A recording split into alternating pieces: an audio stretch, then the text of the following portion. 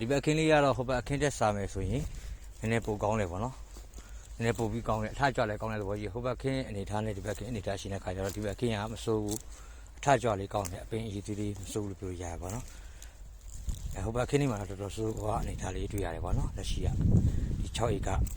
လမ်းရဲ့ဘက်ချမ်းခွင့်ပါပေါ့နော်ဒါလေးဆိုပူစားထားတဲ့အနေထားလေးပေါ့နော်ဒါလေးဆို